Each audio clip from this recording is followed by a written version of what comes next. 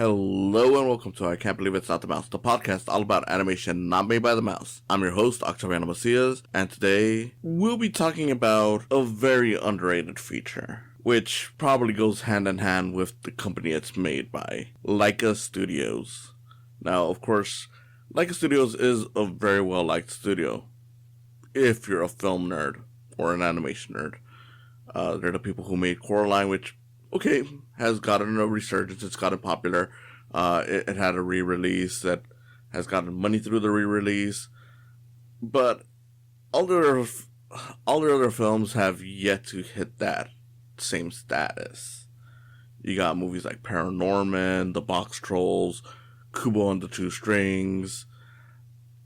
And they're all movies that haven't really enjoyed the same success. Now, again, they are well liked, but they haven't been successful. And I don't know, maybe if they do a re-release, they'll be just as big as Coraline. But for now, they're not that big. And yet, this one I feel is even more underrated than those. And that would be Missing Link. Before we get started, I just want to say, if you're listening to this on YouTube, go ahead and give it a like, subscribe to the channel, feel free to comment, and ring the bell for notifications. Also, if you're on Spotify or just any other podcast site, follow this show on those platforms. Now, take yourself back before the pandemic. This is just right before the Avengers were putting on their one last hurrah, at least for the first phase or first saga, and Leica drops this little feature. You can see why this one didn't do so well. I mean, granted, all the Leica movies don't really do too great. Their box office is usually like, okay. I remember Paranorman did pretty good, repetitive business. Realistically, it was not like this massive hit. But this one really sank, and it's not hard to see why. You release something around the same time as the Avengers, doing their big final hurrah. Of course this is gonna happen. And what sucks even more is that this is probably their most unique film, whereas most of the Leica films usually focus on horror and have like a goth aesthetic, as some people would say.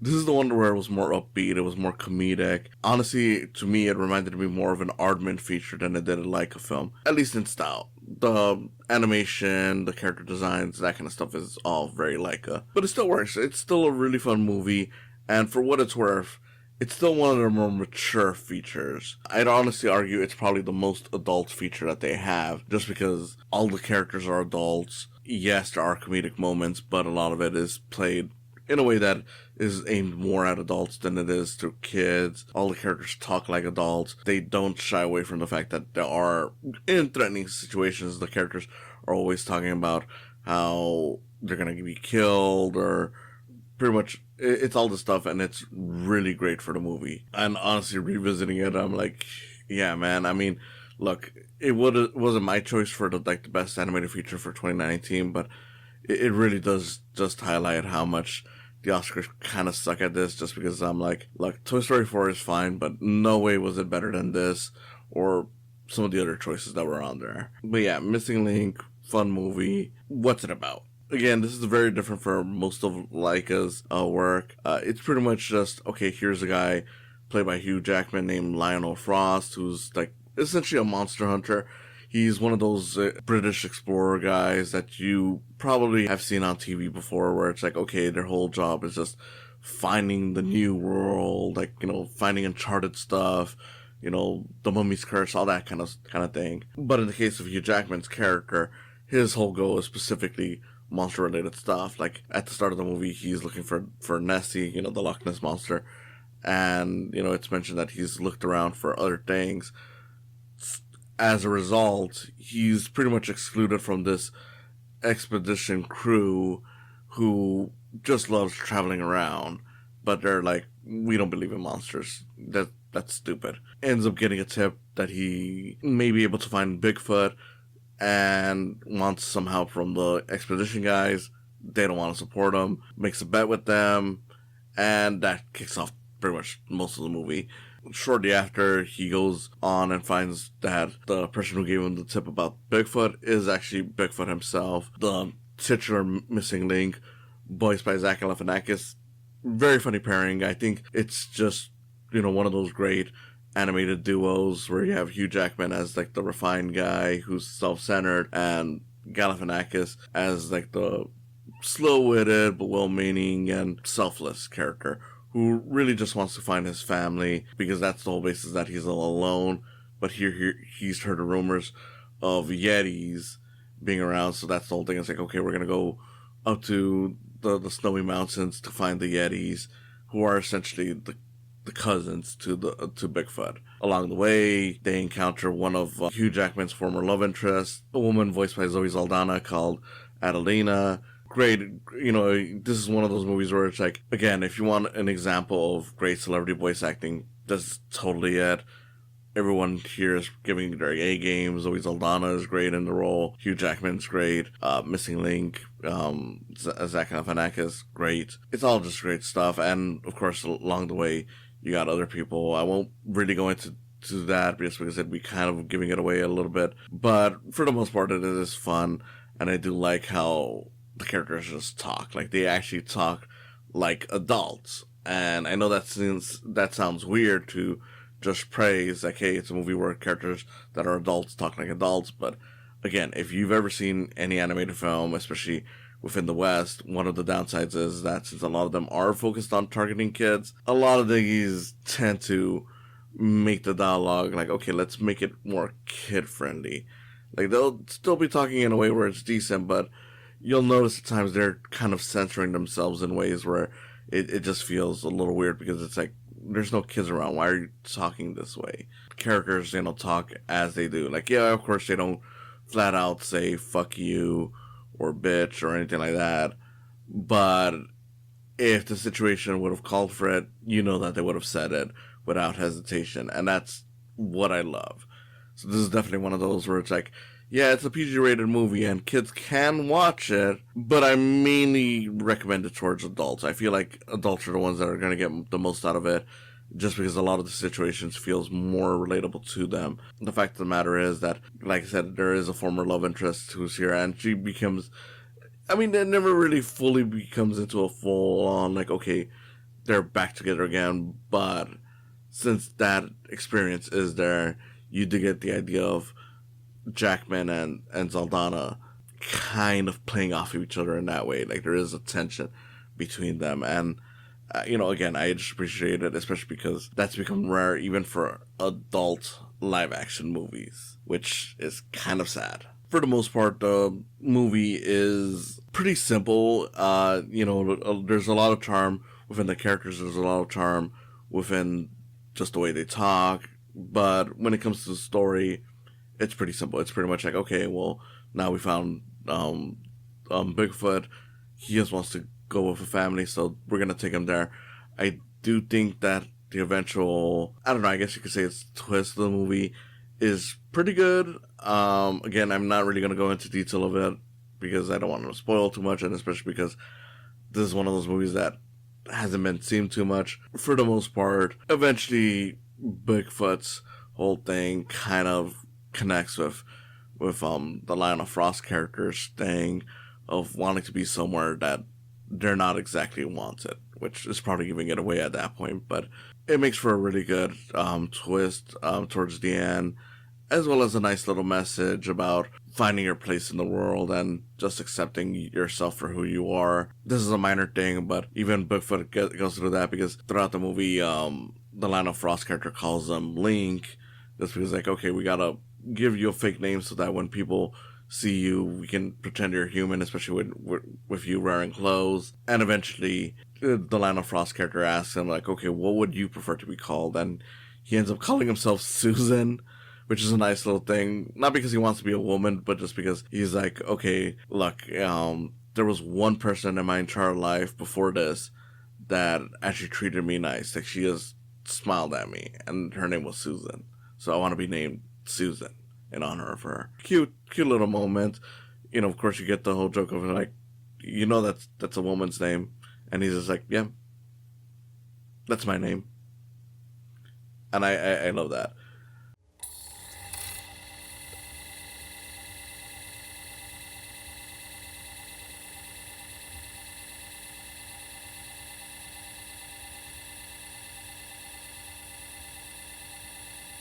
Now, of course, with Leica, we do have to talk about the animation, and I mean, it's great. If you've seen any Leica movie, you know that their stuff is always really good. But I don't know, I just feel like this one's really bouncy and nice about it. Like, just the way the characters move, there's like a smoothness to it. There's like I said, it's kind of like a bounce, like the way their arms are moving, the way they're walking. It's such a nice look. It's not realistic, but it doesn't have to be. I feel like a lot of people, and granted, this is kind of changing, but a lot of people mistake having something look realistic as the same as it looking good. And yeah, I get it. You know, normally speaking, yeah, the closer it looks real, the more impressive it could technically kind of be. But when it comes to animation, I feel like it's just a matter of, you know, having this sense of style and rhythm to it that just makes it feel special and unique, that makes it more interesting to look at. We wouldn't like the Looney Tunes if the Looney Tunes moved the way we do. You know, it's much funnier when they have these big exaggerated movements. And in that way, I just like how with Leica, despite the fact that it's closer to being more mature and more adult compared to a lot of competitors, finds itself in a way where the animation is very unrealistic. Like, it's just this smooth looking thing where the characters have like this big, I wouldn't say fast motion, but like it's a very noticeable motion. Like, it's, you know, it's almost weightless, despite the fact that you can see the weight on the characters. I don't know. You know, it is something where you kind of have to look at it to really understand what I'm saying.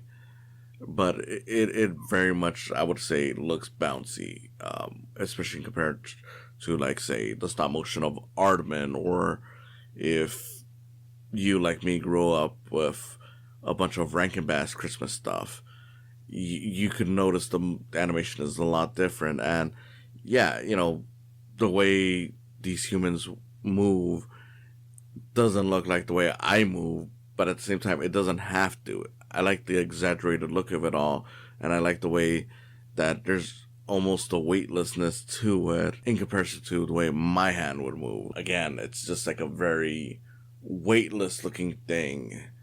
And it's bouncy, it's very smooth, and it just looks really nice. I don't know, it's definitely something where you have to watch the movie to fully grasp how nice it looks and how, you know, I'm trying to describe it. But for the most part, it is something that's unique, and, you know, it's common with art, with Laika, I mean. And I just like seeing how they keep on improving this. As at this point, this is still their last animated feature.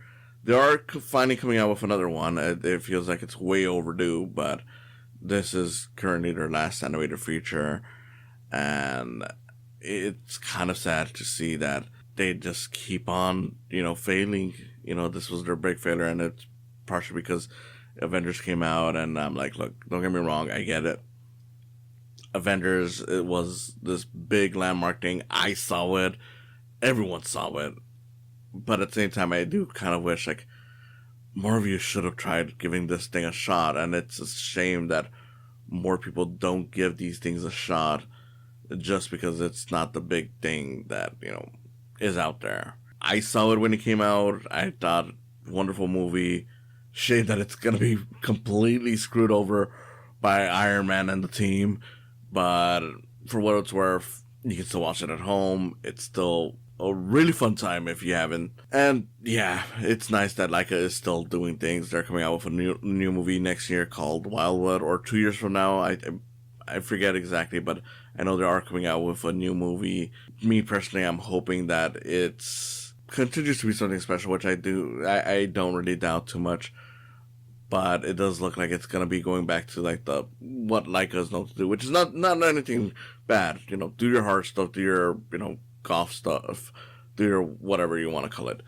I just feel like it'd be nice if they did more things like this, where it's like, okay, we're branching out from what we normally do to do something that is just as special, but in a different genre. Not to say that it's their weakness, it isn't, but it does feel like, okay, we can mix everything into one thing in this way, and it kind of sucks. I mean, no matter what, that's going to happen with anything. I could say that DreamWorks, has a lot more variety, and they kind of do in terms of style, but, everyone's going to break it down and say, like, oh, it's like, like the pop culture comedy celebrity voice actor guys, even though, some of that is wildly unfair to say, and some of it just describes so many different companies, but they break it down to that. No matter what you do, you're going to have these identities that are placed on you, but that doesn't mean that I wouldn't like to see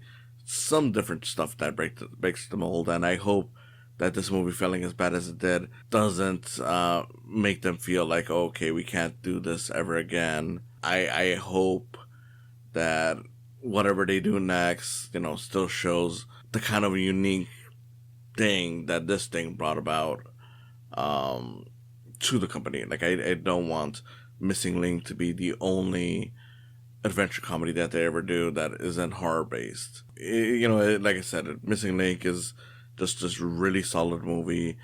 Maybe the story isn't the most complex, but the characters are great. The animation is really smooth and nice. The comedy is funny. The characters are just a ton of fun, and I just love the celebrity performances in this.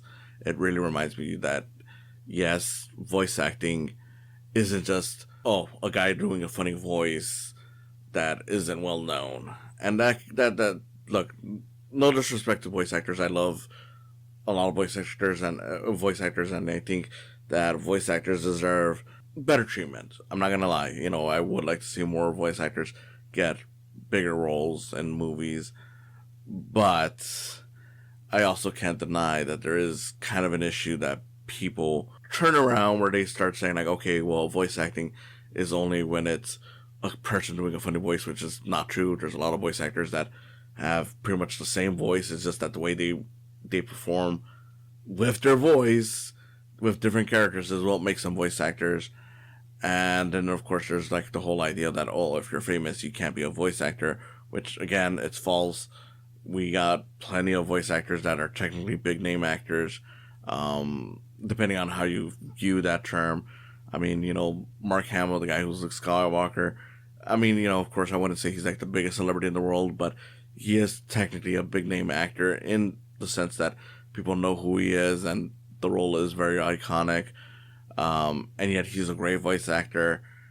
Obviously, it really comes down to, like, okay, we gotta acknowledge that some people can do both. And more importantly, the fact that we can acknowledge that makes me say, okay, well, why don't more people acknowledge being a big name person doesn't exclude you from voice acting? And why can't we convince more studios to start pushing certain voice actors to be considered big names? Like, Tom Kenny is relatively well known because, SpongeBob is, such an iconic character. Why not just be like, hey, look, we can technically sell his name on this stuff. That way you can get Tom Kenny to have more big roles in movies. I don't know. I know it's much more complicated than just me saying a few things, but I do feel that much is true. And, yeah, in terms of celebrity voice actors, before I leave that, I mean, just remember Zach Galifianakis has done a lot of voice acting roles, even on shows. Like, he's a regular on Bob's Burgers. So it isn't like he's technically not a voice actor just because he's a big name actor. Regardless, Missing Link, highly recommend the movie. If you're a Leica fan, if you're not a Leica fan, definitely worth a watch. If you're an adult that wants to see an animated film but doesn't want to see something that's necessarily targeted for kids, this is one that I think is worth watching. It's not one that, has the characters constantly swearing or, making sexual jokes or anything like that, but it is a good example, I think, of something where it's like, yeah, it just works seriously as an adult movie. Like, if it wasn't for the fact that it's animated, this would probably be one of those movies that you'd probably watch when you were looking for, like, an adventure movie, like a Mummy or something like that. I feel like this one is definitely one where, like, yeah, you know, if you want to recommend this as a movie for adults to show them that animation isn't just for kids, I totally see this one as a choice. In any case, that wraps up this week's show. This is Octaviano Macias saying thank you for watching, and I hope to see you again next time. You wrote this? You asked me here to discover you? No. I ask you here to help me. Thanks for stopping by. Go ahead and follow this channel. Subscribe, like and comment, ring the bell for notifications. Go ahead and also follow my podcast and give some love to my Patreon account while you're at it. It's www.patreon.com/saicams. Again, thanks for stopping by, and I hope you come back for more in the future.